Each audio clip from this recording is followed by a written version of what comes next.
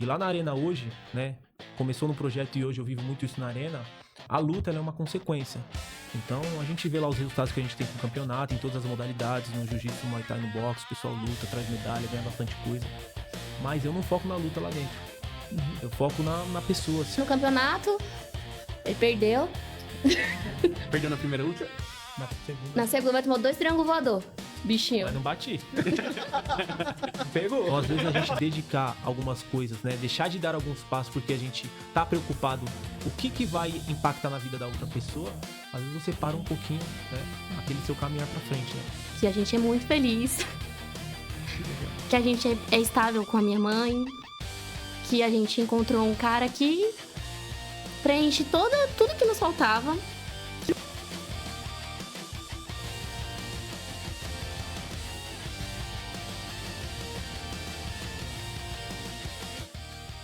Sejam bem-vindos a mais um episódio do podcast Falando e Fazendo. Nesse podcast nós trazemos pessoas que falam e fazem, pessoas que fazem a vida acontecer. Pode parecer um pouco idealista falar da forma que eu falo, falar que os nossos convidados estão transformando o mundo. Mas pelo menos a realidade de onde eles estão inseridos, eles estão transformando com certeza, sem sombra de dúvida. Hoje, os nossos convidados são amigos muito especiais, um casal de amigos, Samara e Luquinhas, meu mestre do jiu-jitsu. Bem-vindos. Sejam bem-vindos, obrigado por terem aceito o convite.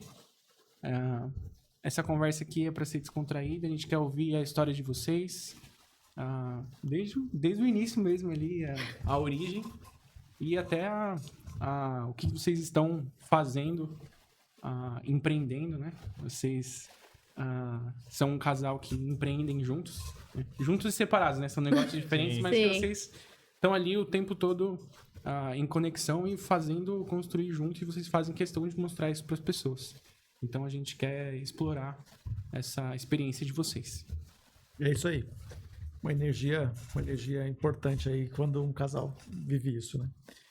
Bom, começando, a gente pode ir para outros lugares, mas é legal começar como que vocês se encontraram.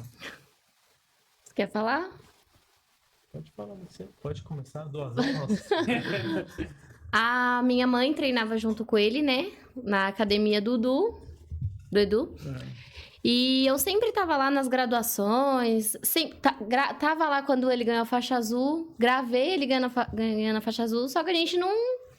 Eu namorava, ele também tinha acabado de terminar, e aí eu terminei o relacionamento, e minha mãe falava, você e o Lucas não dá muito certo. Só que ele achava eu insuportável e nojenta, e ele tinha um kimono que era branco, mas quem faz jiu-jitsu sabe que vai ficando... Era branco da uma cor da roupa que ele corzinha. tá agora. Né? Vai amarelando. Falava, não, ele é... Não, deve ser sujo Mas amanhã. não era sujeira, Era desgaste de treino, exatamente. Eu falava, não, ele deve ter ele tem cara de sujo. Minha mãe, ai, filho, ele é tão cheirosinho, desse jeito.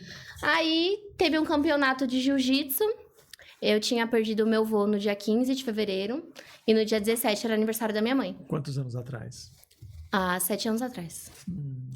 E aí, dia 17 era aniversário da minha mãe, que foi no dia desse campeonato. E aí, ele ainda foi de carona com a gente de carro, ele tava sem carro.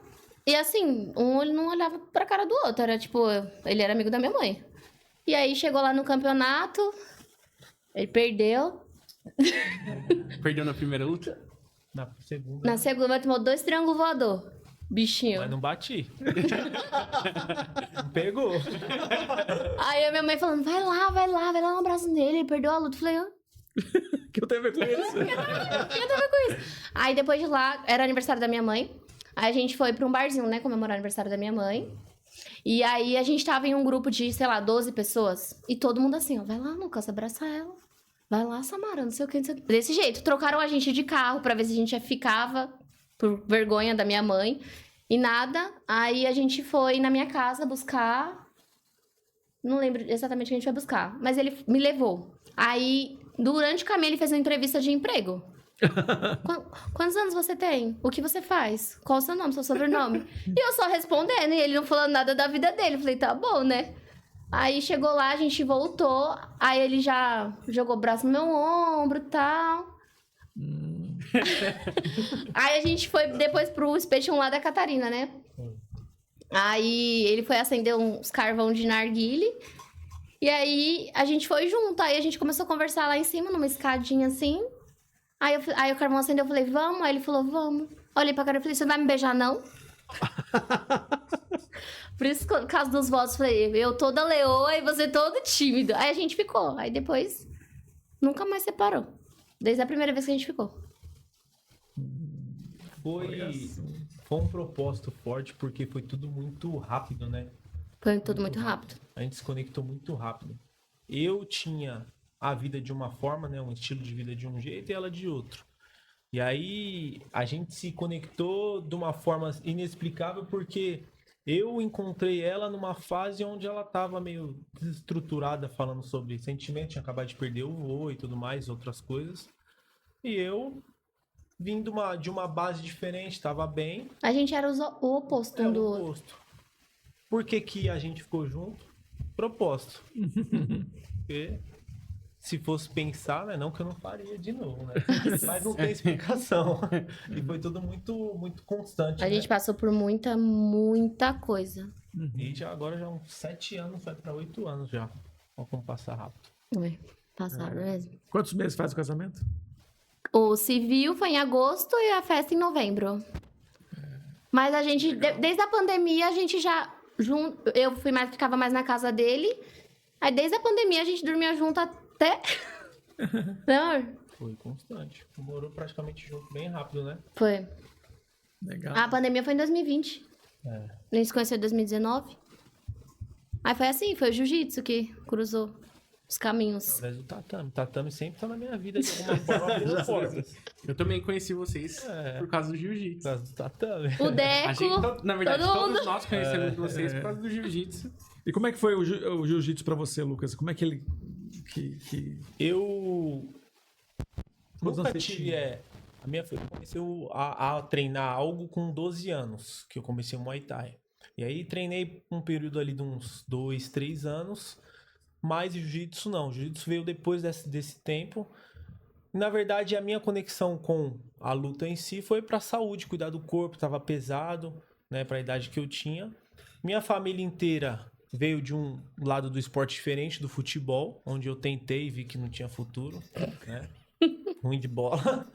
E me conectei através do tatame.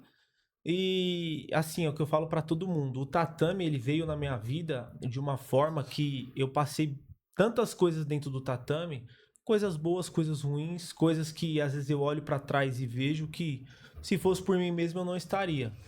Então eu passei algumas dores, alguns incômodos em alguns lugares, como é normal do tatame que a gente sabe. E eu ia pra casa e falava, não vou voltar mais. Não vou voltar mais, não. Vou ficar passando isso aí, não. Mas tinha alguma coisa que me incomodava e hoje, graças a Deus, né? Com espaço, com academia, tendo a oportunidade de apresentar, né, aquilo que mudou tanto a minha vida e dando continuidade para as pessoas, né? Então foi através de saúde, onde eu nem imaginaria que tanto tempo depois, hoje eu com espaço, Ia viver disso. vivendo disso, né?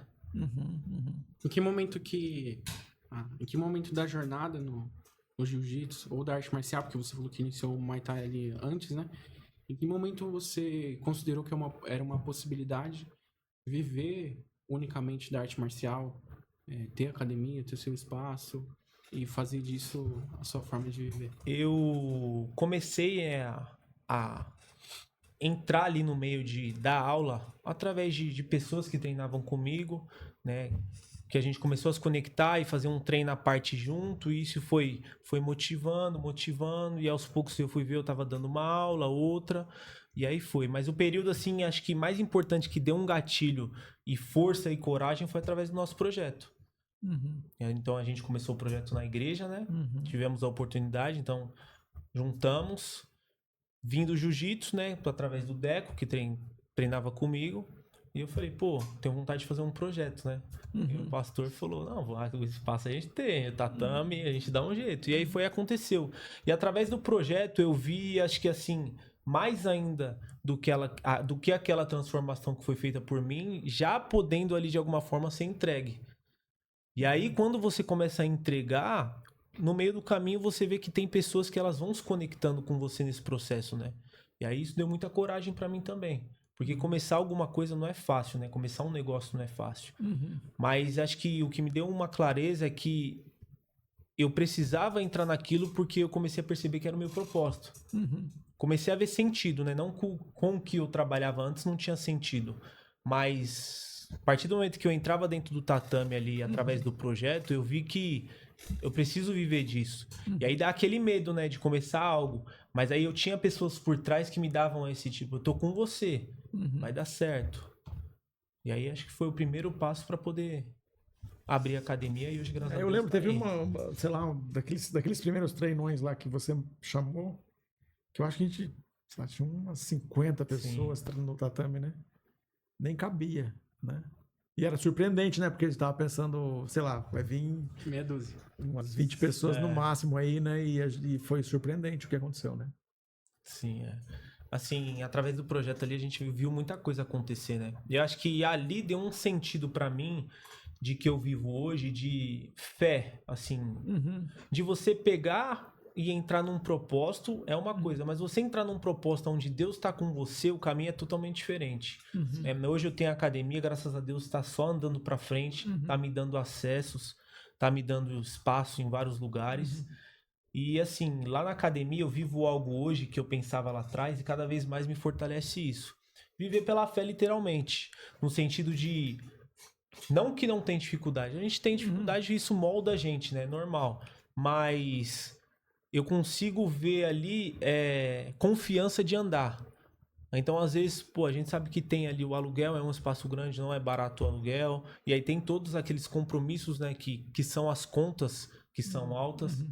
E aí, mesmo assim, no meio do tempo, vem vontades de dar alguns passos dentro da academia ou fazer alguma coisa. E aí você olha pra sua conta, você olha pro que você tem e você fala, não dá. Mas aquela vontade te incomoda ali. Deus te incomoda, fala, não dá, vai dar certo, pode ir. E aí você dá o passo, Deus coloca o chão. Então eu vejo muito propósito lá dentro da academia, né? Porque quando você faz algo que você entrega e você vê que dinheiro ele é a consequência, você vê que vai andando pra frente. Né? Você vê a transformação das pessoas diariamente, você vai pisando e você vai vendo o que vai acontecendo. Toda vez que eu vou lá, eu vejo uma coisa nova. É verdade. Verdade. Né? Sempre tá mais bonito, mais agradável o lugar. Pra você ficar mais latente, porque você não vai Eu vou não vai toda semana. Uma vez cada 2 meses eu entro lá, né? Mas é legal demais, né? A gente foi lá dentro, orou pelo lugar. Nossa, Cara, a parede ainda tava em pezinha lá, não tinha nem demolido a parede ainda. Antes de existir espaço. Exatamente, né? Tava lá tudo... Nem No salão parecia com também. nada, não parecia com nada, né? Que a gente foi Tudo, é verdade. no salão, é verdade. Quando na primeira salinha que você falou, quanto tempo você dá pra você se mudar? Eu falei, 6 meses. Você olhou assim pra mim, tipo, mulher, você é doida. E foi com 8 meses, se eu não me engano, que mudou. Quando foi, Samara, é legal você contar isso.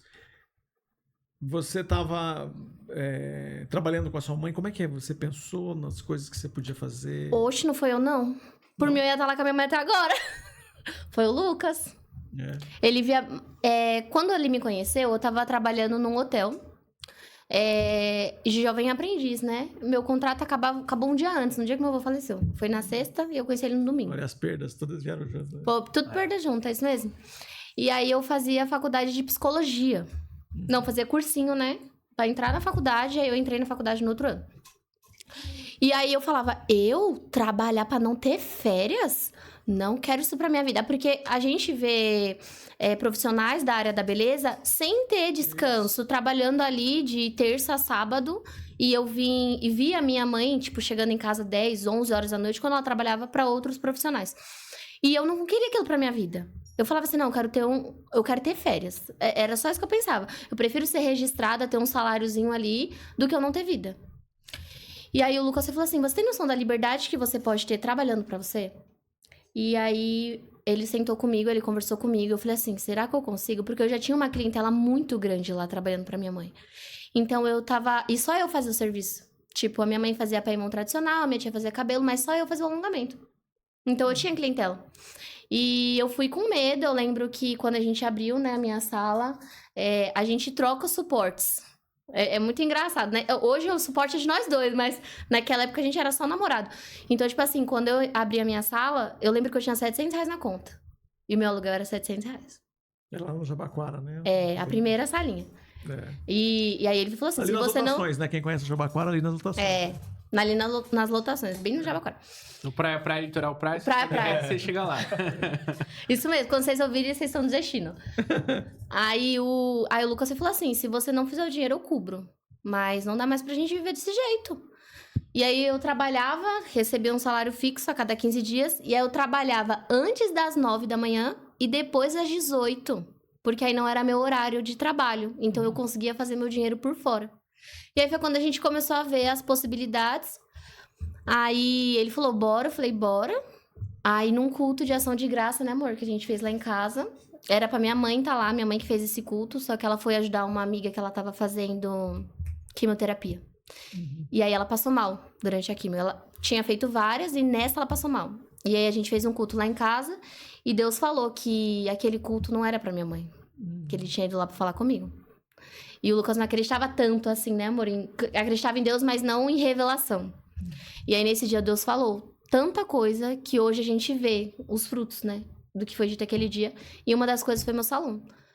Aí eu lembro que falou assim, hoje eu estou te dando coragem e ousadia. Agora eu sou corajosa e ousada. Não posso ver uma oportunidade que eu tô me enfiando. E aí, no outro mês, assim, isso foi em agosto. Em outubro, a gente alugou o espaço. E foi. Fala o lance aí da oportunidade. Da oportunidade de ser careca, que já tem até um corte falando disso. Ele tem um corte no nosso canal. O pessoal fala que a oportunidade, ela é careca. Eu sou careca na frente, né? A oportunidade é careca atrás. Que depois que passa, você não pega. Como assim? Então, se a oportunidade passar, você tentar pegar pelo cabelo, você não pega mais. Você é careca atrás. Então, você tem que... Quando ela vem, você tem que pega, agarrar. Exatamente. E aí, a outra parte, ainda falando desse negócio da oportunidade, que é ela... A sorte é quando a oportunidade encontra alguém preparado. Sim. E o azar é quando a oportunidade encontra alguém despreparado. Então, assim, não seria sorte ou não seria o cuidado de Deus se você não tivesse um tempo todo de preparo para saber o que você vai fazer quando tem um lugar para alugar, quando você vê que é um lugar adequado que vai... Ou quando você sabe, fala, esse aqui tem cliente, aqui vou... E lá na minha mãe, eu não fazia só unha, né? Eu cuidava de todo o dinheiro que entrava, de todo o dinheiro que saía, de fornecedor, de agente, tudo. Né? Então, assim, Deus preparou até ali o lado administrativo, né? Porque quando a gente abriu a minha salinha, que era uma salinha, eu já estava moldada. Então, foi muito mais fácil, né? Sim. Eu lembro de lá vazio, né? Sim, depois, né? Decorado, arrumadinho. Era só minha mesa e 2 cadeirinhas. Sim. De plástico. Não tinha uma coisa simplesinha. Quanto assim, tempo... Era uma bem fuleirinha. Quanto tempo demorou pra você trocar pro espaço maior? Então, aí a gente orou lá, eu falei 6 meses, acho que foi 7 ou foi 8. Eu lembro que eu mudei em janeiro, me mudei pra sala maior em setembro. Só foi o mesmo espaço, só era uma sala maior. E aí eu passei, isso foi setembro, em maio eu mudei pro espaço que a gente tá hoje. Que aí lá é... 1, 2, acho que é 4 salas, banheiro, cozinha, tipo, é um salão mesmo, né? Um espaço mesmo. Um salão. É um salão, bonitão. A gente completo lá. Bonitão, é lugar bonito demais. E aí foi isso. Aí hoje as meninas trabalham lá com a gente também. Quantas pessoas trabalhando com você lá? Aí é eu, a Bia, minha mãe, a minha tia, a Tawane, a Nath e a Vitória. A gente é em 7. Olha só. E tem pouco tempo de estúdio, né? Mas eu me lembro que um dia a Samara foi lá na minha sala e aí a gente estava conversando e a Samara estava nesse... e agora, minha mãe, será que eu vou? E como é que vai ser? Nossa, foi difícil. Lembra disso? Lembra disso? Gente, a minha mãe ficou sem falar comigo quando eu saí do salão. Mas eu vou sair, a minha mãe e tal. E aí, foi difícil? Né? Será que eu saio e como vai ser, né? E a gente conversando sobre E ali, de algum jeito, né? Fazendo as perguntas e tal. Porque é difícil na hora que você está ajudando uma pessoa que a tua palavra, se você falar, você tem que ir, que era o que eu queria dizer, não, você tem que parar agora, você tem que ir nesse minuto. É duro quando você fala isso, porque a pessoa tá Tem que- falando, mas ela tem que ser a decisão dela, né? Então é fazer as perguntas para que ela fala, é verdade, por que eu não vou, né? Tem que... E eu tava já nessa agonia, a Samara já estava decidida, mas ela tava o tempo todo preocupada, e é aquele negócio de preocupar com quem tá em volta, né? Sim. E aí foi uma coisa interessante nessa conversa. E aí a Samara falou assim, eu acho que eu vou. Aí eu falei, Samara, se você for, eu acho que a tua mãe ainda vai trabalhar para você. Você... Ela não trabalha pra mim, né? Ela trabalha pra ela lá. Aqui, tipo assim, ela tem a sala dela lá. A sala dela, né? Isso. Você montou uma rede, né? Isso. Mas todo mundo junto comigo. Eu creio que vai todo mundo junto comigo. Como montar um exército de pessoas fazendo unha. Foi, tipo isso. No seu curso, a gente põe o link. Mas eu lembro que você falou isso. Aí eu falei, não, imagina! Lembra? É verdade. Mas essa é interessante, a energia impreendedora que tem em você, Samara. É uma coisa impressionante. Mas muita gente fala As pessoas isso. que convivem com a Samara sabem que ela tem uma energia de começar coisa e de ver coisa que não existe. É igual com a muito Chay. forte, Igual foi com a Chay. Sim, também. Eu já falei isso. Eu não lembro com quem eu tava conversando. Eu falei assim, eu acho que eu já sei meu potencial já. Falei assim, não é possível que eu tenha esse dom de motivar as pessoas. Isso, E ver algo nas pessoas que elas não enxergam. Um potencial absurdo.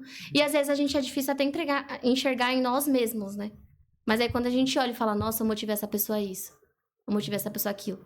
E aí vê da onde a gente era e onde a gente tá, e você fala... É isso mesmo. Muitas das conversas falando sobre a trajetória dos convidados, esse tem sido um ponto frequente, recorrente, que é a construção da autoestima à medida que a gente tem as nossas conquistas, mesmo que elas sejam pequenas, né? E quanto que as pequenas conquistas, elas contribuem para essa construção da autoestima, Sim. para a construção da autoconfiança.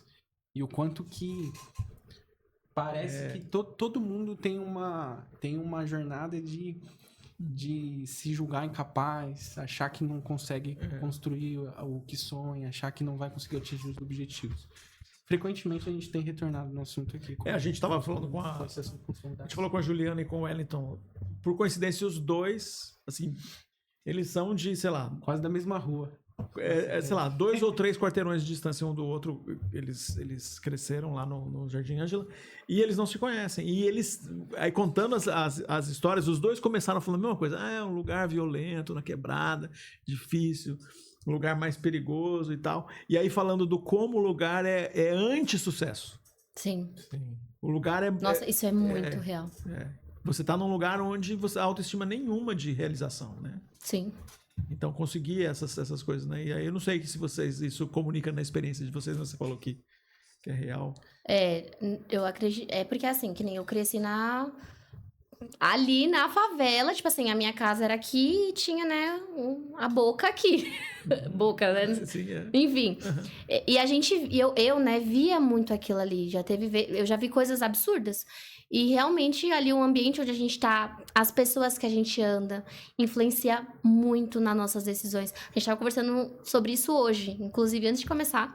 O quanto as pessoas ao nosso redor influenciam aonde a gente quer chegar. Né? De viver ali, tá vivendo a mesma coisa. O quanto isso influencia também.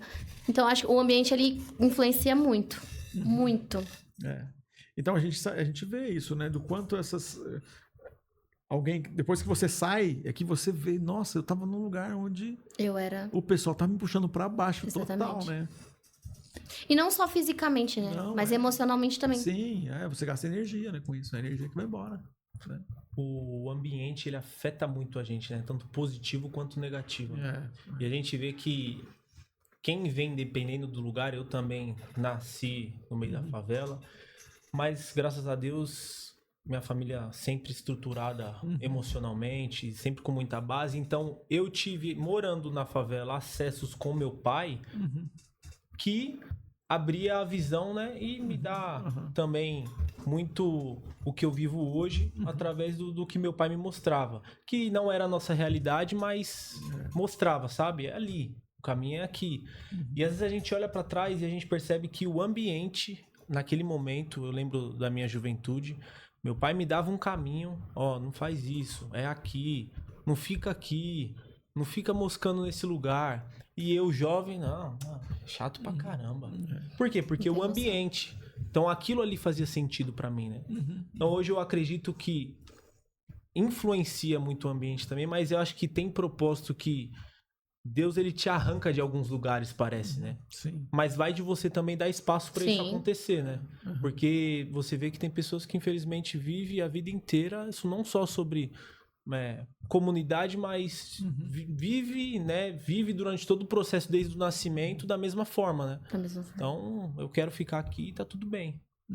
É. E aí você vai vendo que você vai dando passo e às vezes você olha pra trás e você não vê sentido de fazer o que você fazia, né? Mas eu acho que tudo é processo da vida, não tem jeito, né? A gente é uma vantagem, né? Não sei muitos detalhes sobre a família, né? A Samara pode contar pra gente, né? Sobre o pai dela, mas eu sei, né, do seu pai. Mas eu me lembro de algumas vezes, e eu consigo testemunhar isso, crescer num lugar mais difícil, mas a diferença que é o fato de você ter um pai funcional na Sim. tua vida. E ver os amigos que não tinham, o que acontece, né? Sim. Como é diferente, é diferente, Sim. né? Então, faz toda a diferença. Tá falando que seu pai não estava lá, mas meu pai estava me falando comigo. Sim, Tava... Meu pai o tempo inteiro me direcionando. Isso aí faz muita diferença, né? A imagem paterna, né? E eu vejo isso hoje, né? Não que todas as pessoas que não têm isso, depois a Samara vai falar um pouco, não tem alguns passos bons na vida, né? Mas eu acho que o papel mais desafiante, do homem ali, o papel materno no crescimento de uma pessoa faz muita diferença, né? E aí a gente, hoje, com a visão que a gente tem, às vezes a gente olha e fala, como que uma pessoa consegue pôr um filho no mundo e não fazer o papel, né, paterno ali? Porque a gente sabe o quanto influencia, né, a imagem de um homem, né, para um crescimento de uma criança. Não que uma mãe não consegue entregar o melhor, mas é que é o comum o homem abandonar, né? É sim. triste demais, mas a gente é difícil você ver uma mãe que abandona, né? Mais o homem, né? E aí eu, falando do meu crescimento próprio, hoje, graças a Deus, eu tenho muito acesso, porque lá atrás meu pai... Ó, é aqui, é ali. Faz a diferença. E você, Samara? Eu? Teu pai foi presente, não foi? Ai, gente, ó. Não é mais um assunto delicado que eu já tratei na terapia. Mas eu não tive, né, meu pai presente. E a minha mãe que fazia tudo. A minha mãe foi mãe aos 15 anos de idade. Então, ela também... Hoje eu entendo que minha mãe tava aprendendo muito. Tava aprendendo a ser mãe. E o meu pai também tava aprendendo a ser pai. Meu pai não teve o pai dele presente. E hoje eu consigo ver, tipo... Não que justifique, mas... Como ele ia saber ser pai se ele não teve um pai também. Porque o meu avô... Ele nem registrou o meu pai. Então, tipo assim, meu pai não conhece meu avô, eu não conheço meu avô. E a minha mãe teve que fazer tudo ali. Ela deu o melhor dela dentro das condições que a gente tinha, né? Que não era fácil. Mas isso afetou muito o meu relacionamento quando a gente se conheceu. Porque eu colocava o Lucas num papel assim... Você tem que ser meu pai. Você tem que dar tudo que eu não tive. Você tem que dar tudo de si. E não é assim que funciona, né? Toda a segurança emocional que me faltou, você precisa dar. Sim, tinha que tapar os buracos. Tinha que tapar. Mas depois que você vai crescendo, você vai entendendo, né? E aí, depois de um tempo, eu comecei a olhar que eu não precisava de um pai quando eu tinha homens que eu admirava. Eu não tinha um pai pra admirar. Mas eu tinha um noivo pra admirar, eu tinha um sogro pra admirar, um pastor pra admirar. Então, tipo assim, eu tinha muitos homens ao meu redor que eu olhava e falava, é isso que eu quero como pai do meu filho. E ali eu comecei a, tipo, conseguir lidar com isso, porque até um tempo atrás eu chorava falando disso, né, amor? Hoje em dia não. E hoje em dia meu pai e eu se dá super bem. A gente se fala, ele manda mensagem, assim, mas a divisão de águas foi, acho que no meu casamento. Assim, foi surreal. Eu entrei ali, meu pai depois me pegou, chorava. Ele chorava, assim, passando a mão no meu cabelo, porque via, né? A filha dele cresceu e eu mandei mensagem pra ele também, quando eu decidi casar. E falei pra ele que eu acredito muito em maldição hereditária. E que tudo bem eu não ter tido um pai, mas eu não aceitava o meu filho não ter um avô. E ali a gente conversou e ele me mostrou o interesse que ele tinha em fazer parte da minha vida a partir daquele momento. E desde então, a gente tá bem. Ele faz jiu-jitsu também, lá na academia, o que aproximou mais ainda, né? De querer estar ali e ele mostrar o que queria. E aí hoje... E mesmo com o Lucas dando um pau nele, ele... Não, eu falei pra ele, quando ele foi pra lá, a gente ainda não tava... Mas, Nem luta com ele, né? Nem luta. Faixa branca é faixa branca. Entra no tatame, Não, mas quando ele foi pra lá... Depois o kimono entra no tatame e já é. Eu falei assim, ó, você vai ter que descontar tudo. Vai dar tudo de si. É porque eu tô com 24 anos, você deve ter um ano. Eu falei assim, você tem 23 anos pra bater nele, pra descontar tudo que eu passei. Não, então por isso que a Samara também começou a fazer jiu-jitsu agora. Agora eu tô entendendo. Tá estranho, né? Tô entendendo porque, né? Não, gente, não é por causa disso. Não é. Não é. Mas que legal, quanta reviravolta, né? Aí agora é uma loucura, porque... Essa parte eu sabia. Que eu vi ele emocionado lá no casamento. Isso. Oxe, se você ver as fotos lá que a fotógrafa me mandou, depois eu te mostro. Ele chorando assim, parecendo uma criança, ó. Chorando horrores. Não é fácil. Eu vejo assim, eu que tô acompanhando durante esse tempo que a gente tem junto, a vida dela, né? Que nem eu disse. Eu vim também de baixo, né? Sempre morei. Comecei a minha vida, né? Onde meus pais, na época, a gente morava em 2 cômodos, dentro da casa do meu avô. Mas eu sempre tive uma imagem de família muito estruturada Presente, ali, né? sabe? Presente, minha mãe, meu pai. Vô e vó. Não, eu costumo falar que a família do Lucas não tem madrasta e padrasto, gente. Não tem. Eu acho isso um absurdo, porque na minha família não tem nenhum pai. Não tem nenhum pai. Tipo, tem um só e só. O resto é só mãe. Não tem. É só padrasto e madrasta.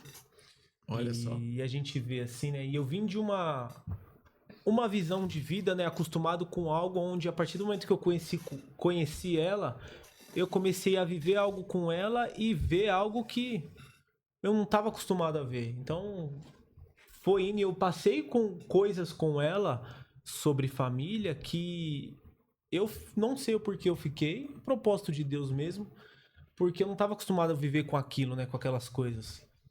E assim, poder acompanhar e ver cada ação dela diante das situações e diante do que ela viveu, aí você, tipo assim, eu falo muito pra ela, né, o quanto eu admiro ela, porque é aquilo que a gente falou, o ambiente, ele impactua muito a gente, né, e ela veio de um ambiente de vários fatores e ela foi totalmente por outro lado, né? E Contrariou ainda a estatística total, né, Samara? Todo dia assim. É você ver ela viver totalmente uma coisa na vida dela, mas na hora de tomar ação, ela fala, não quero isso pra minha vida. Essa é a vida que eu não quero. Eu vivi algo que eu não quero viver mais. Então, poder acompanhar isso de perto é muito bom, né? Legal. Minha mãe costuma falar assim, a Samara, ela não precisa passar pra ela aprender. Ela olha as pessoas fazendo e fala, eu vou fazer isso não. Já viu o que aconteceu ali, vou lá fazer? Deus me livre. A pessoa inteligente de fato é a pessoa que aprende com os erros Dos outros. Sim. É isso aí. Lucas, quando você falou do jiu-jitsu, como é que foi? Né, você trabalhava com seu pai e como é que foi esse processo de... né, teu pai provavelmente sonhou algumas coisas pra você, do trabalho lá, e aí de repente você fala, não, tô pensando numa outra coisa. Então, meu pai tem um comércio, né? Tem uma loja de acessório automotivo. E eu trabalhava com meu pai desde os 12 anos. Comecei com os 12 a ajudar lá e, né? Fiquei até 2 anos atrás, 1 ano e pouco. 1 ano e pouco, né? A academia vai fazer 2 anos. É isso mesmo. E assim, eu via uma vida pra mim totalmente diferente do que eu vivo hoje. Eu via eu dando continuidade naquilo que meu pai tinha. Sim, família, né? Trabalhava e é o que fazia sentido pra mim. A luta veio, né, no meio do caminho, tomando forma como negócio, né, como profissão, que eu nunca vi, né? Então treinei por um longo tempo onde eu nunca vi uma profissão naquilo. E foi através lá do projeto, como eu disse, que eu comecei a ver propósito naquilo. Mas não um propósito como é uma profissão que vai me tornar bem-sucedido. Porque normalmente quando a gente busca uma profissão, a gente, de primeira instância, busca o dinheiro, o salário, né? Quanto que eu vou ganhar com isso. E eu comecei a escolher aquilo pra mim, aonde eu não tinha lucro com aquilo. Você vê como que são as coisas, né? Então, eu tinha uma estabilidade, né? Eu tinha um trabalho com um salário normal, mas eu comecei a escolher um caminho onde eu não tinha estrutura nenhuma para aquilo. E aí eu foi acontecendo, consegui abrir a academia. Quando eu abri a academia, eu ainda fiquei ali mais ou menos por uns 4 meses. Dividindo o período entre trabalhar com meu pai, dar aula, né? Então abria de manhã, dava 2 aulas, fechava, trabalhava, horário do almoço dava mais uma aula, fechava, trabalhava à tarde, ia pra academia, abria, dava aula no período da noite. Porém, eu vi uma situação que eu comecei a não produzir aquilo que eu deveria. Começou a me incomodar aquilo. De começar a dar uma aula e ver que eu não estava entregando o que eu poderia. Então eu falei, eu tenho que tomar um caminho. Então eu vou escolher o quê? Se manter num lugar que vai me dar, né, um conforto, porque você trabalha, né, era CLT, tinha um salário fixo, e era coincidido junto com as contas, né? A escolher um caminho onde eu não sabia se ia dar para pagar pelo menos o aluguel. O aluno chega, não chega, né? Sim. E aí o que me deu muita confiança foi a Samara, que foi a mesma coisa que aconteceu no início do negócio dela. Então, a gente focou no negócio dela bem antes da academia. Um ano antes. Quando ela já estava bem estruturada, e pra você ver como aconteceu rápido. As coisas na nossa vida assim acontecem de uma forma tão rápido que É muito rápido. É muito rápido acontecem as coisas na nossa vida. Em um ano, ela teve uma estrutura onde a gente abriu a academia, eu abri a academia. E aí eu fiquei nessa aí. Eu falei, pô, beleza, tá me atrapalhando na academia. Porém, e as contas? O aluguel é alto. Não tem ainda o número de alunos. E aí vem depois, junto da cabeça, aquela sensação de eu só tenho uma chance pra dar certo na vida. A gente que vem de baixo não tem várias oportunidades pra fazer acontecer. Exatamente. É uma chance. Então eu tô fazendo o que com essa chance? Eu tenho que escolher. E aí veio ela com a estrutura que ela já tinha no salão, né? Que a gente tinha. Se der tudo errado, a gente paga o aluguel, vai dar certo. Vamos tentando. E graças a Deus também. E complementando, né, amor? Nunca precisou tirar da academia pra pagar o salão e nem do salão pra pagar a academia. Desde o primeiro mês. Ó, que legal, que legal. Graças a Deus. E aí eu tive que tomar uma decisão, que foi quando eu cheguei no meu pai e falei, pai, preciso sair. Infelizmente, tá me atrapalhando na academia. Lá eu investi uma parte da minha vida. Tem um propósito ali dentro e eu não posso estar 50% dentro de um propósito que tá fazendo sentido pra mim. E estar aqui tá me atrapalhando, tá me desgastando. Teve momentos de aula, de última aula, acabava 10h30 da noite, 9 horas mais ou menos. Eu me via sentado no tatame falando, eu falei, pô, tá errado, eu tenho que entregar o meu máximo aqui, né? Acho que quando você está dentro de algum propósito, você se cobra estar sempre entregando o seu melhor, né? Sim. E aí eu via por aquele tempo que eu não estava entregando o meu melhor. Eu conversei com meu pai e deu tudo certo, né? Meu pai de primeira, assim, ficou meio assim. Não que ele foi um problema para ele, mas eu sempre ajudei muito ele na loja, né? Então meu pai teve mais... Sim, meu pai tinha muita flexibilidade comigo lá dentro. Porque ele podia viajar, porque eu tava ali, né? Então hoje ele tá trabalhando mais, não pode ter tanta liberdade que ele tinha.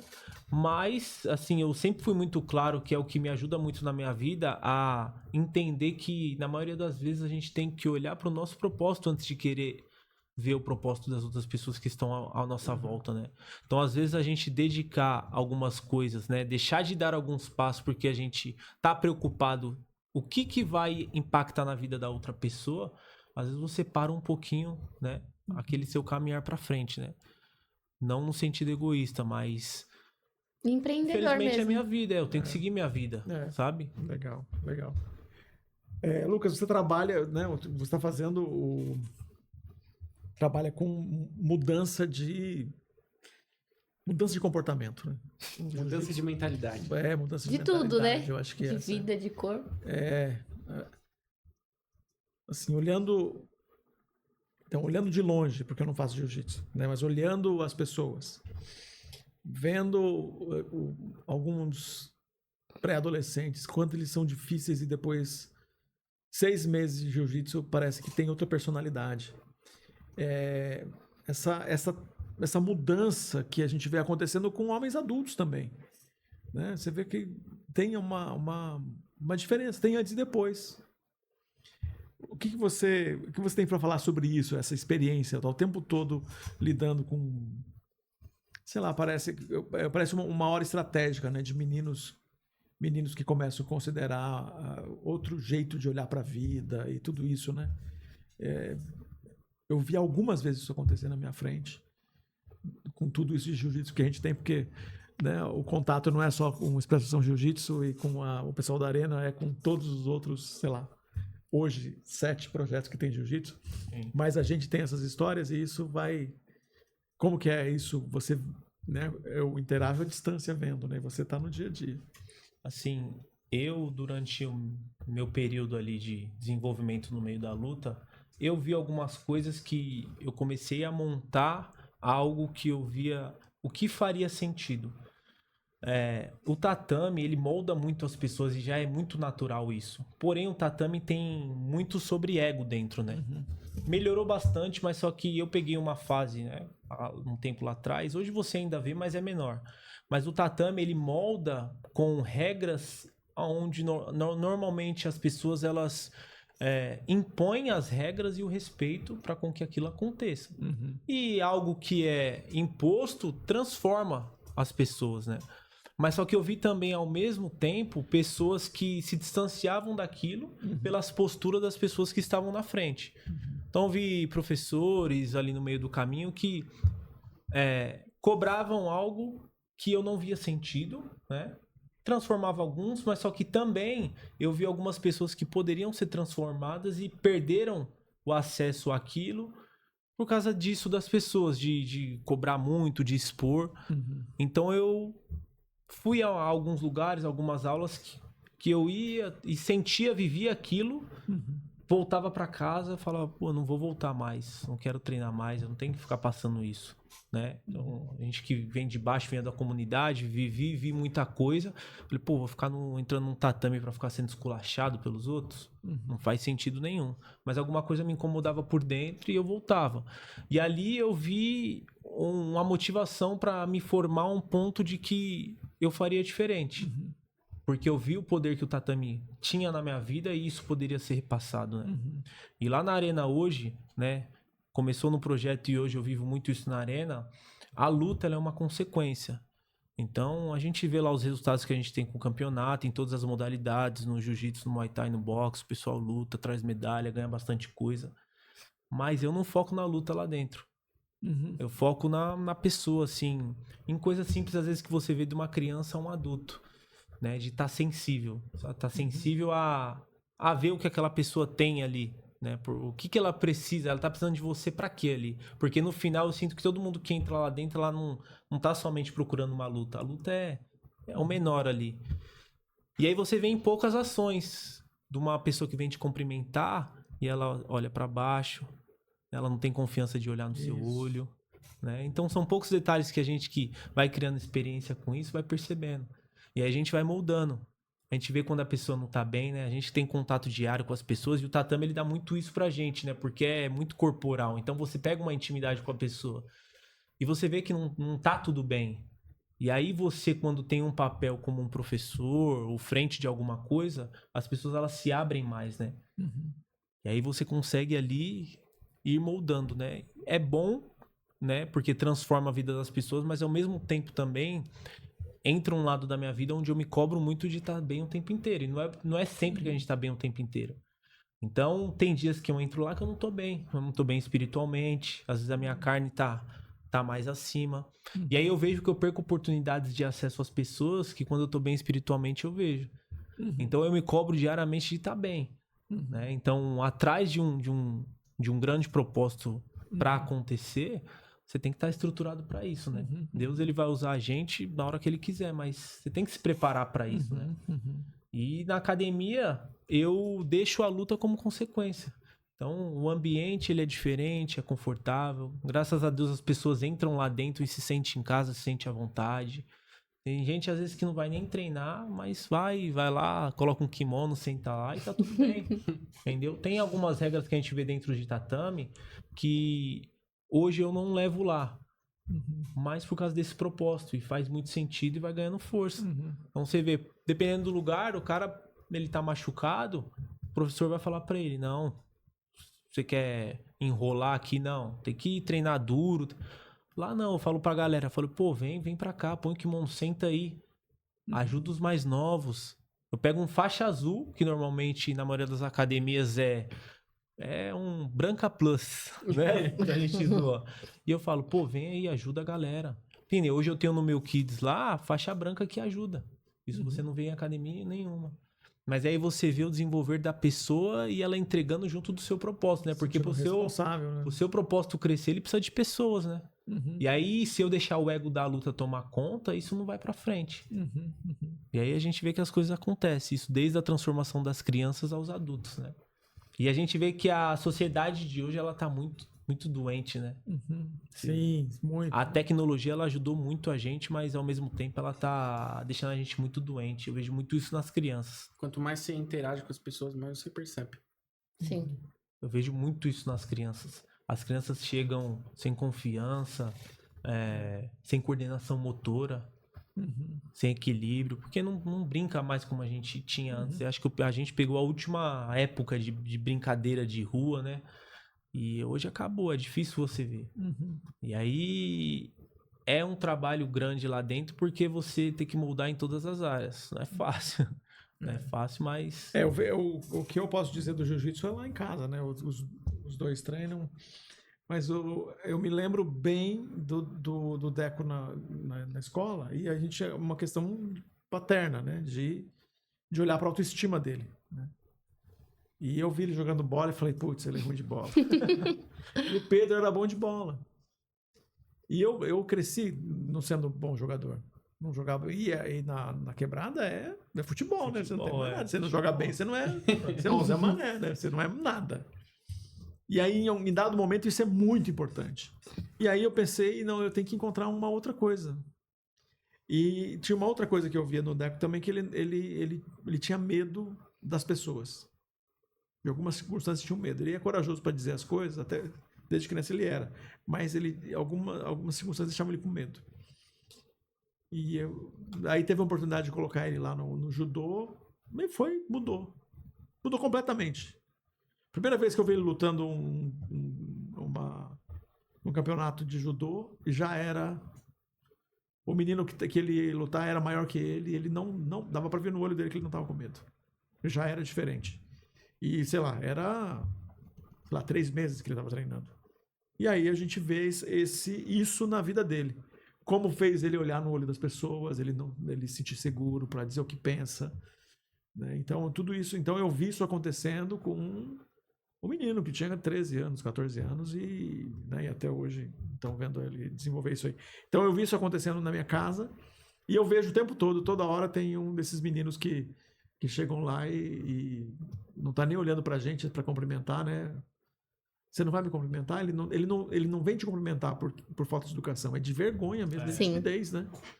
Então, você não vai me cumprimentar e depois já é uma outra atitude, né? A gente vê o quanto isso molda, né?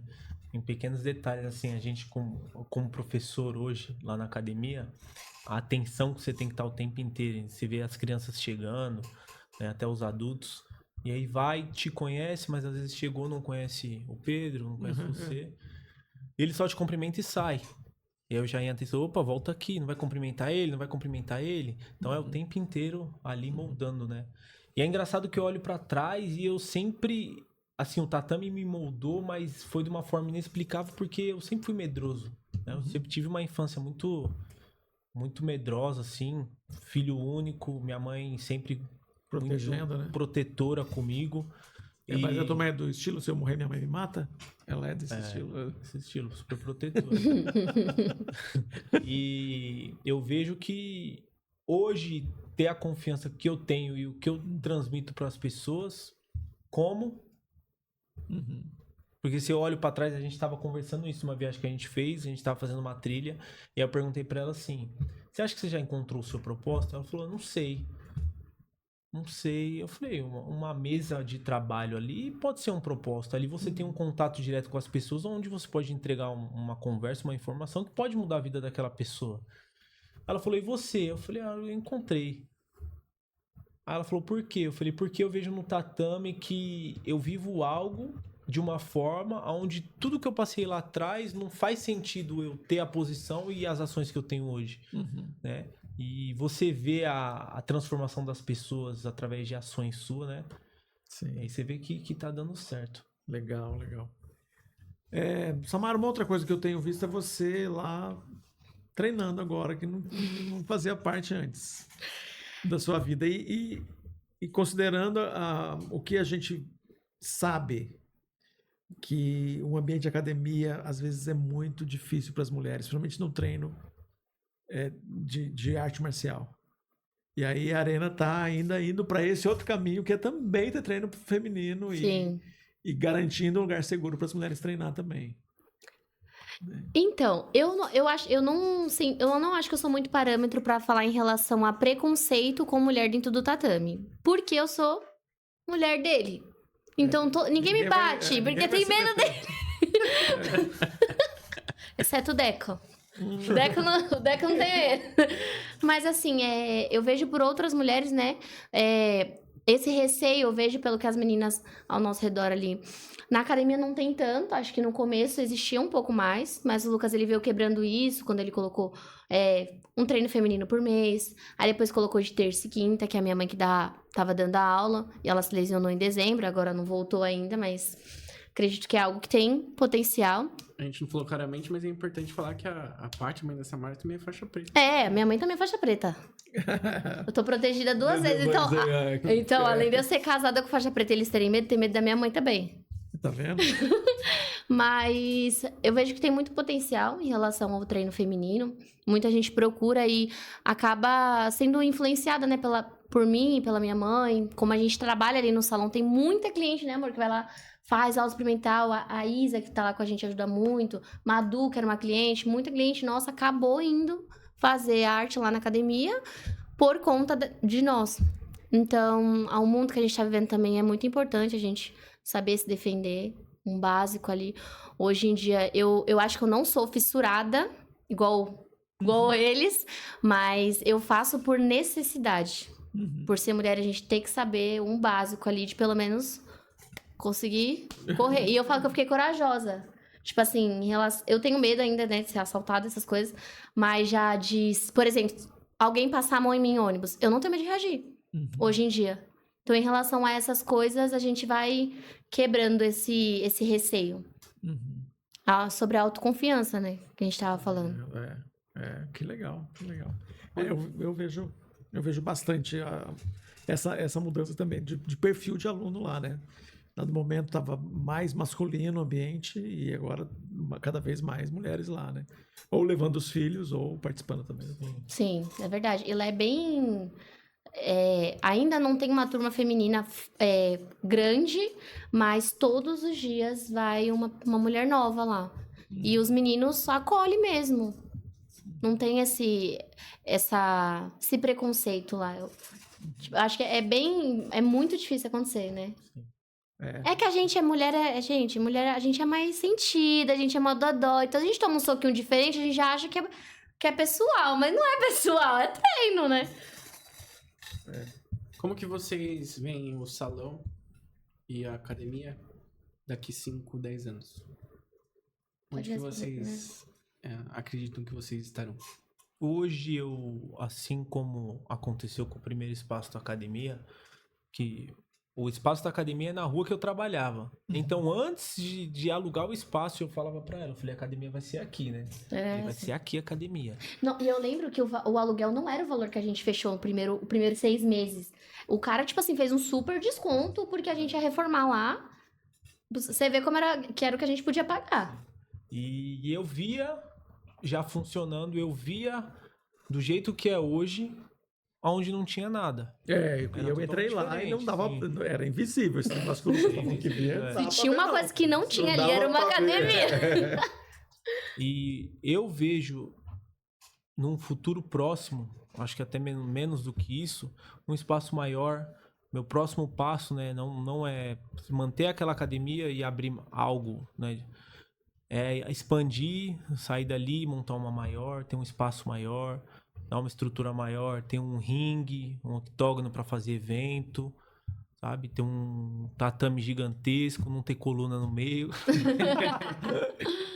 Tá no cantinho, pô, não tá no meio, não. Não atrapalha tanto, né? A coluna. Mas assim, eu já vejo.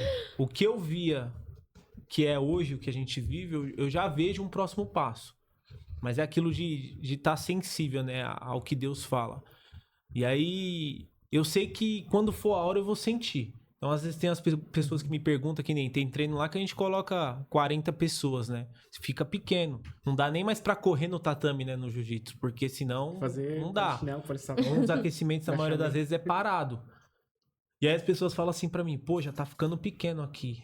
Mas eu sinto que não é a hora, mas vai chegar a hora. E eu já vejo bem próximo, assim, um espaço bem maior. Um espaço de uma lanchonete, sabe? Um galpão. Perto ainda.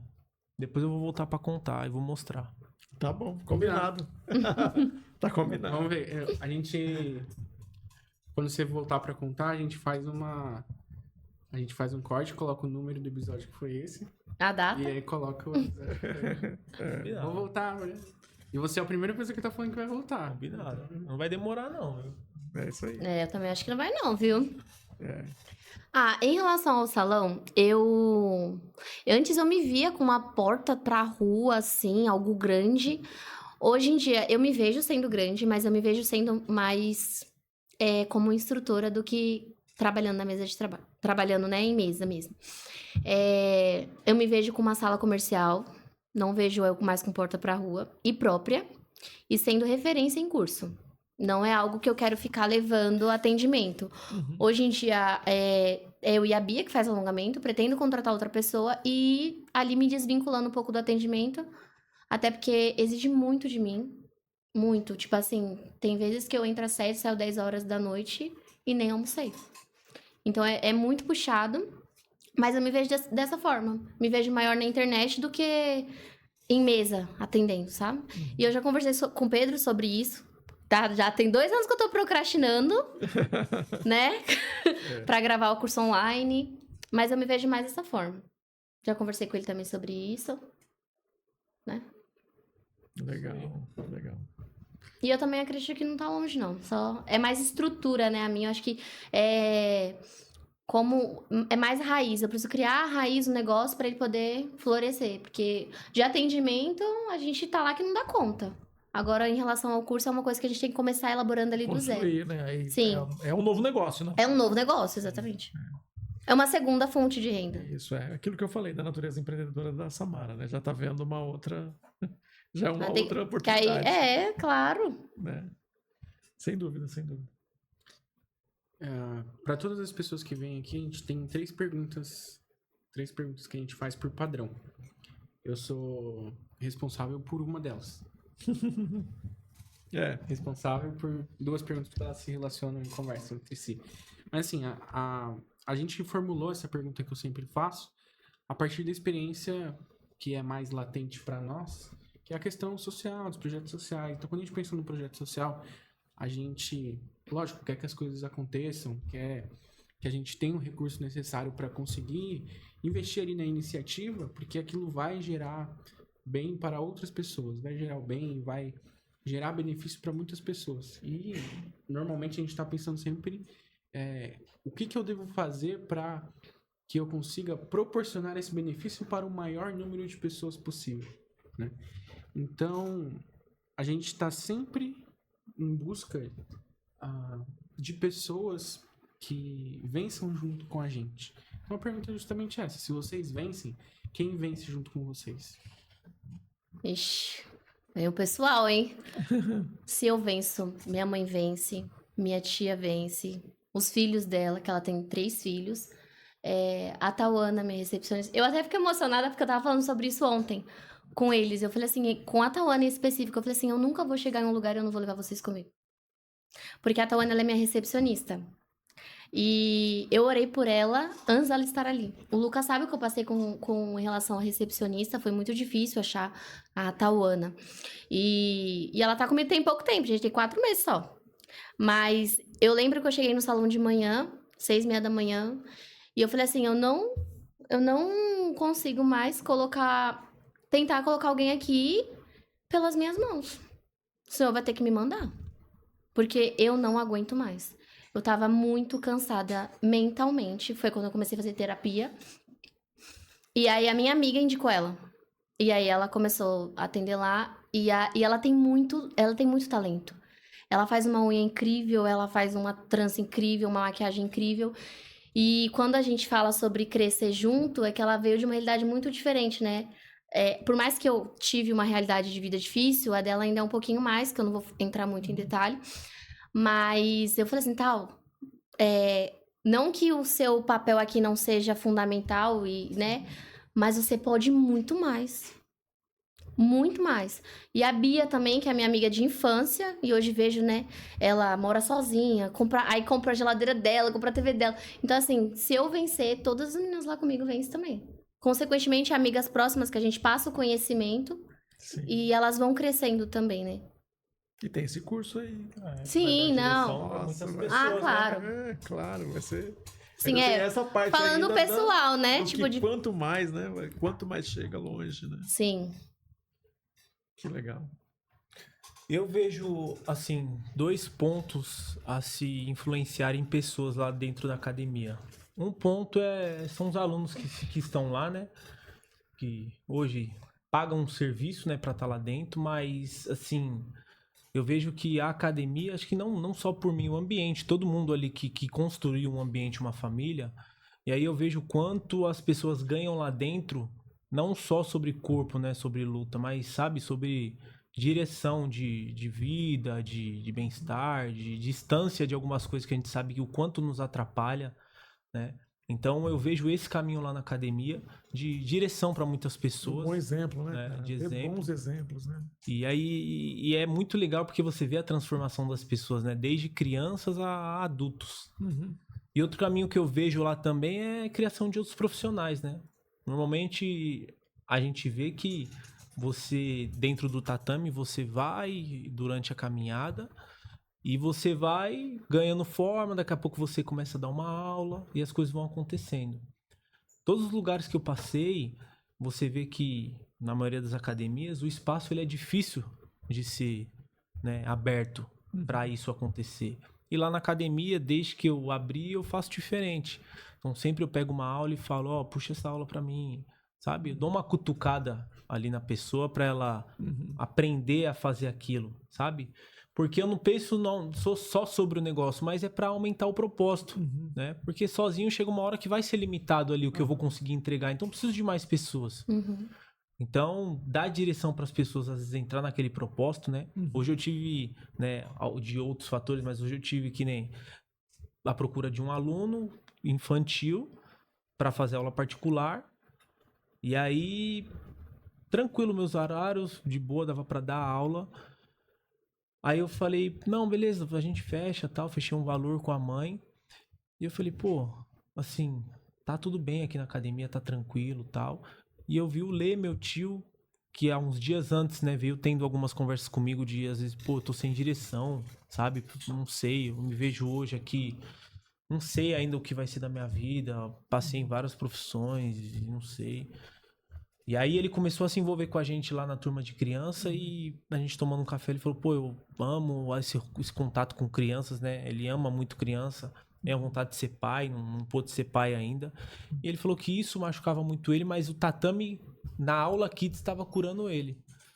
E aí eu fui, fechei com a mulher, eu falei, pô, vou passar pro meu tio, né? Sabe quando você sente que você tem que pôr a pessoa no propósito? Não é sobre o dinheiro. Eu fui, mandei mensagem pra ele, falei, Lê, tem uma aula ali e tal, você não quer dar essa aula? Aí ele falou, não, pô, claro, tal. E eu fui, fechei, ele já começou hoje, né, a dar aula pra criança lá particular.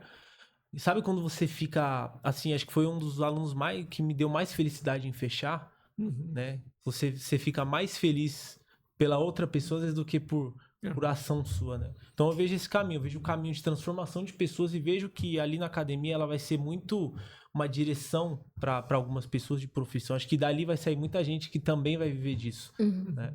E tá tudo bem, né? Porque normalmente as pessoas falam que é mais um concorrente, né? Mas não. Entendeu? Então ali com certeza vai ser bastante gente que também vai viver daquilo. E eu vejo como um propósito maior para academia, né? Então que amanhã ou depois a academia possa ter estrutura para ter pessoas ali dentro, né? Que cresceram junto nessa caminhada e poder viver isso junto, né? Legal, legal. Bom, e a outra pergunta, começando por você, Samara. Se você... Então tem algumas viagens aí, experiências, né? Que só dá para acontecer dentro da gente. Não tem como acontecer fora. Mas se fosse possível, então no mundo das ideias, isso é possível. Você encontrar com a Samara com 10, 11 anos, assim. É criança, mas já entendeu um pouco da vida. Mas não encontrar só. Encontrar e ter uma conversa. Você conversou com a Samarinha, não sei qual é o apelido que você tinha. E aí vocês conversaram. O que você diria para a Samara de 11 anos? Eu diria pra ela não se influenciar pelo que as pessoas falam dela. Porque uma frase que eu costumo usar é: Deus gosta de surpreender os improváveis. E eu era uma pessoa improvável.